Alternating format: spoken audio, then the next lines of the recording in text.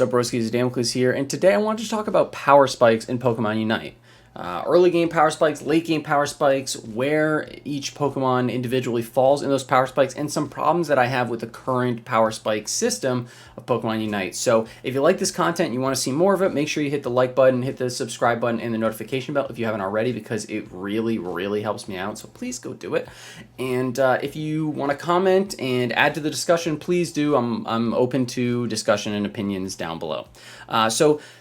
This looks like a tier list. It's not a tier list, but I think this is the easiest way to show the distribution that I'm talking about.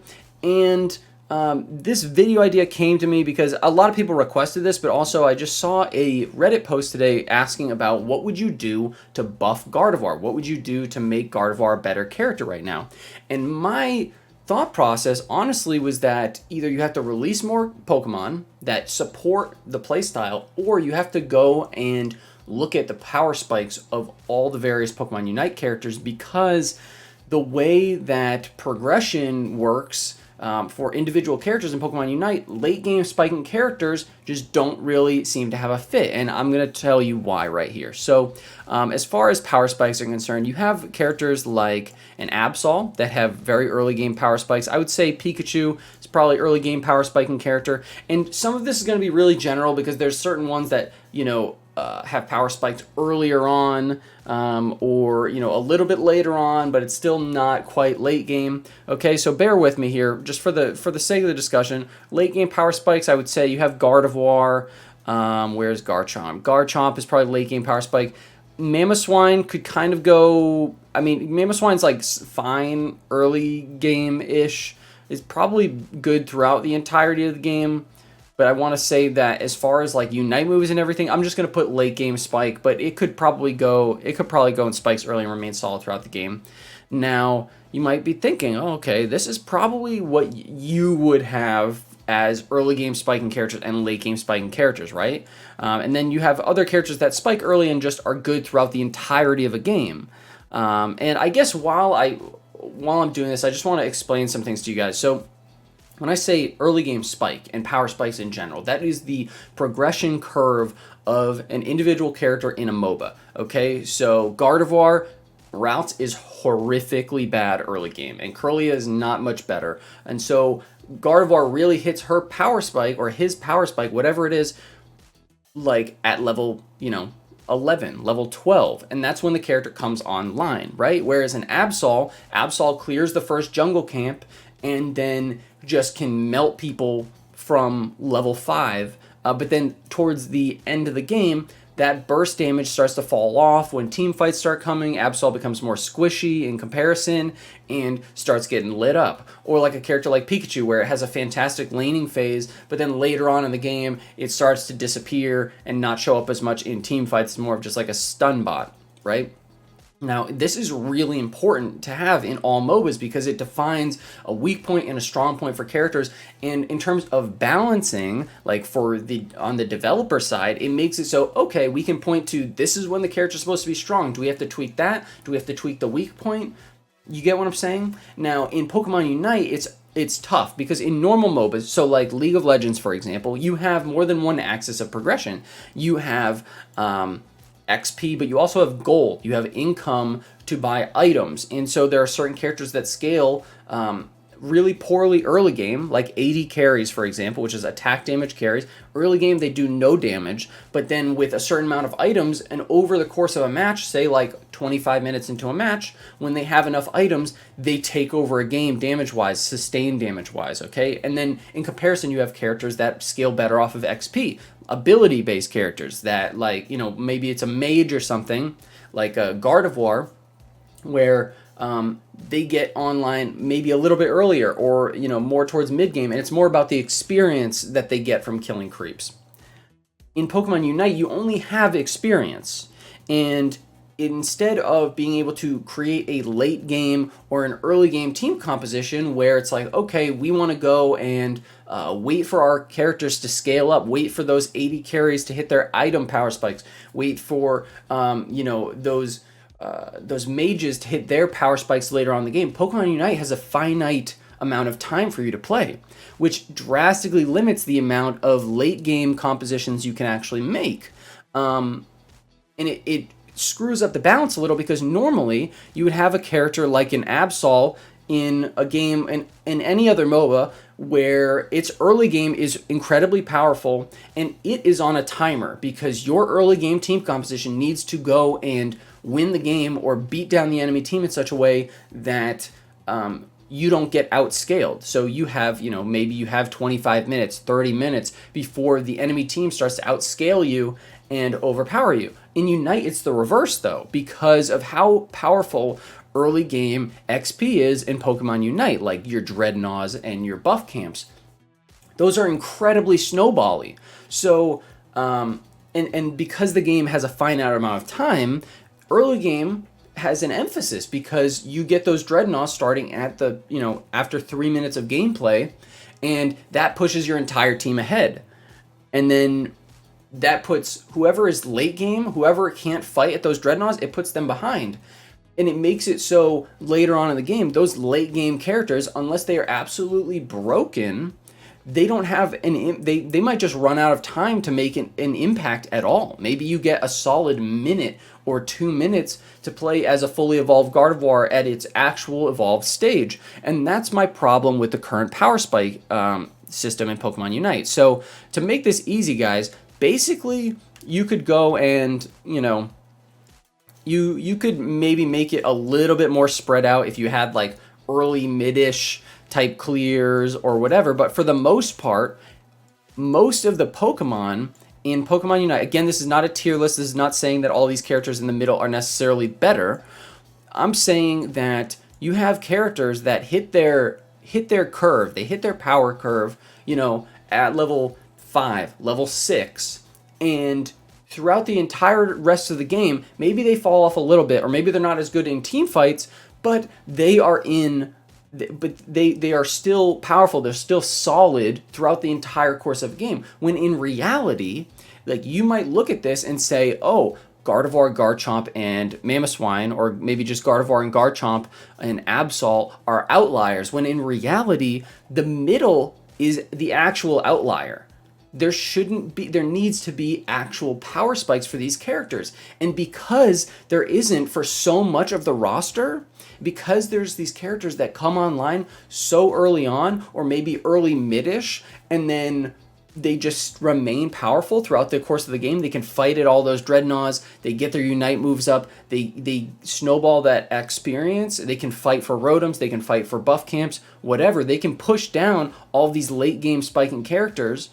It throws off the entire balance curve. It throws off everything, because you can't go and look at a Gardevoir and be like, oh, like, for example, one of the things that someone mentioned in that Reddit post was make Gardevoir evolve earlier. It's like, okay, you could do that.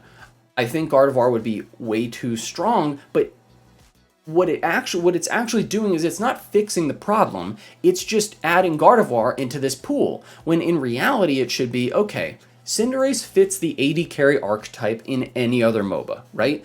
It has great sustained damage, and later on in the game, its crits, its basic attacks allow it to do insane sustained amounts of damage, right? And before Cinderace got its nerfs, its attack was a lot higher, and it was just, people thought it was way too powerful. It was such a safe pick, and that's because it's an AD carry from other games. This is a known archetype.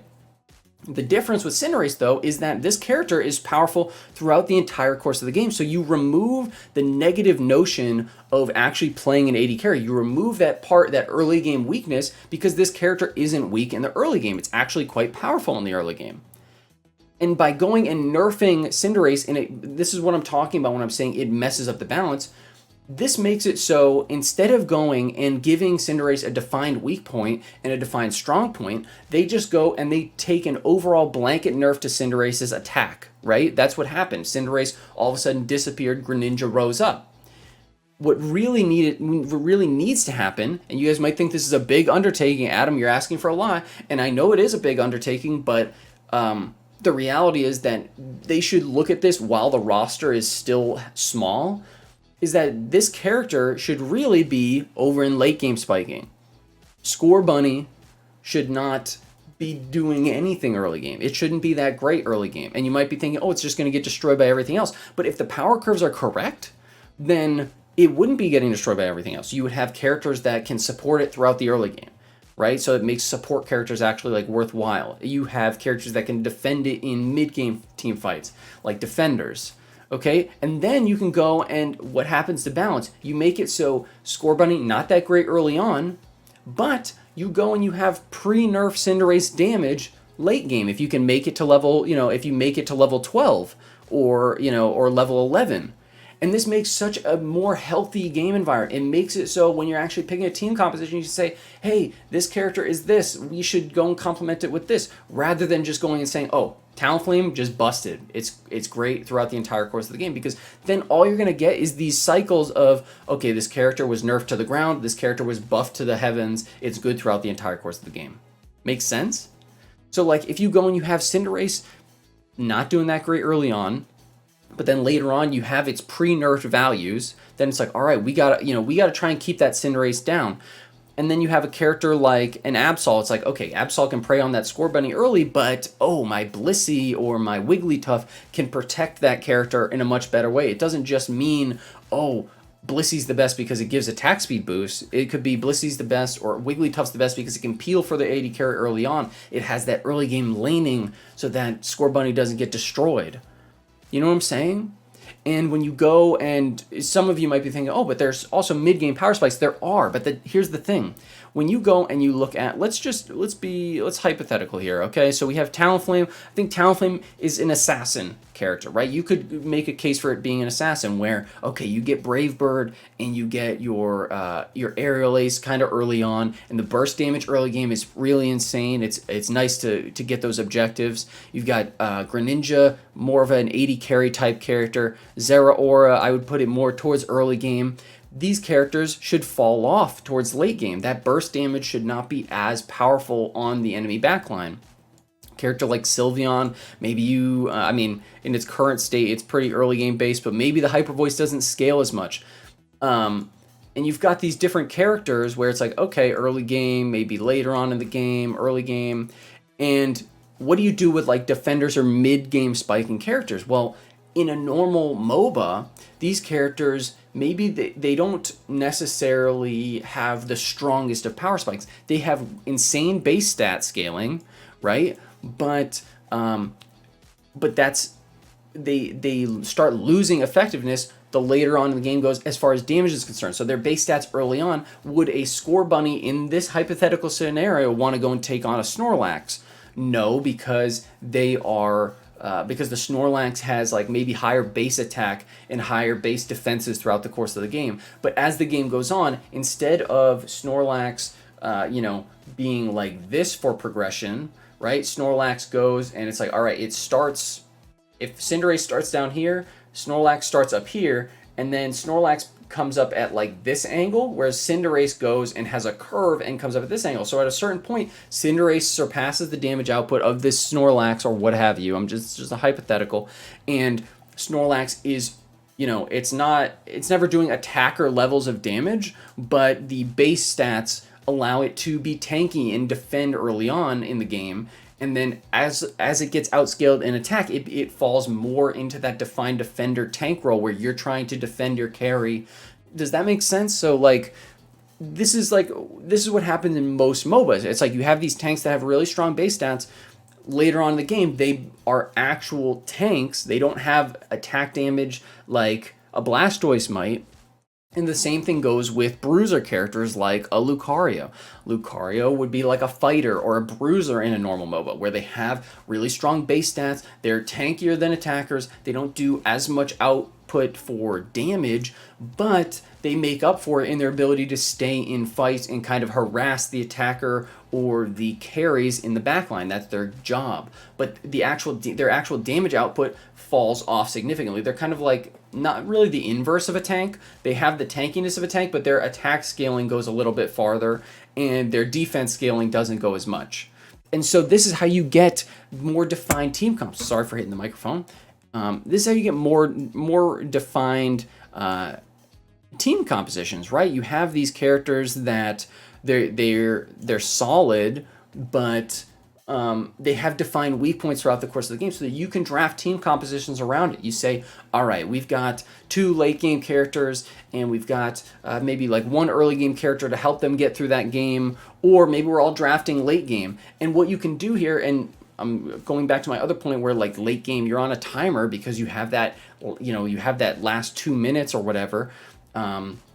To actually fight, well, it's like, okay, now you're going and you're making this kind of different metagame where, okay, you've got these early game characters like an Absol and a Talonflame going and trying to secure you those early game Dreadnoughts and early game Rotoms to push yourself ahead, and then you're trying to put down the Cinderaces, the Gardevoirs, the Garchomps of the world. That way, when Zapdos comes, you can still fight for Zapdos. And then it also makes it so you can go and give these characters more defined, powerful early games. And you can make it so these late game characters have more defined, powerful late games. So Gardevoir, some people might say, even though like it's not, the juice isn't worth the squeeze. You go and you suffer through those first, 7 minutes of a game as routes, and later on, it's not all that much more powerful than a Cinderace that has been strong throughout the entire course of the game. And that's true in its current state. But if everyone is actually in their specific power spikes, if everybody has their specific roles that they're supposed to play in any given team fight, or in any given game, it makes it so you can go and tweak these characters. You can say, all right, Gardevoir, it's more late game focused. The damage output needs an increase. Not just, oh, we need to rework this character entirely. Not, oh, every single thing needs to be increased. It's just, oh, we need to make a little tweak on Future Sight. We need to make a little tweak on Psyshock. Or maybe you say, oh, Absol, a little bit too powerful early. Let's make it so, instead of its attack damage dropping off at level 11, its attack damage starts to fall off a little bit more towards level 10.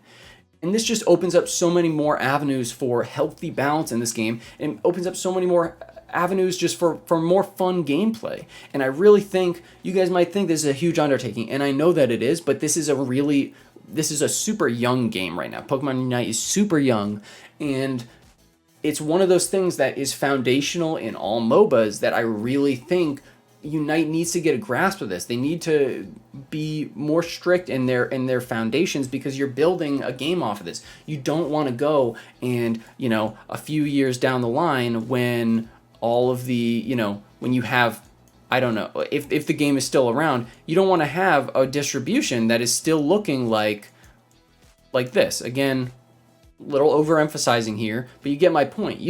This isn't what you want, because these guys aren't the outliers. It's all of these guys in the middle that are the outliers. So I hope that makes sense, guys. I hope you learned a little bit about the current power spike situation in Pokemon Unite. There are certain ones that obviously spike a little bit more into mid-game or mid-late game, but for the most part, that's kind of the current situation, and that's why I wanted to bring attention to this. I'm not just harping on the Unite Des. This is constructive. I'm just giving you guys my opinion, and let me know what you think down below, because coming from other MOBAs, if you're brand new to MOBAs, I hope that some of this was insightful to you as to how most of these games actually work. But coming from other MOBAs, I'm not saying Unite has to be like every single other MOBA, but this is what makes a healthy game, is you have to have defined power spikes. Otherwise, you get characters that are just too strong in every single area, and every character ends up being this broken mess until it's nerfed into the ground. So thank you guys so much for watching. Let me know what you want to see next. If you want to see a Gardevoir guide, if you want to see, other guides for, I don't know, whoever, Lucario, Venusaur, Mamoswine, Crustle, whatever. Drop them in the comments below and let me know what you think. I really want to know your thoughts. I'm sorry if this went on for too long, but I really think that it is an issue that needs to be talked about.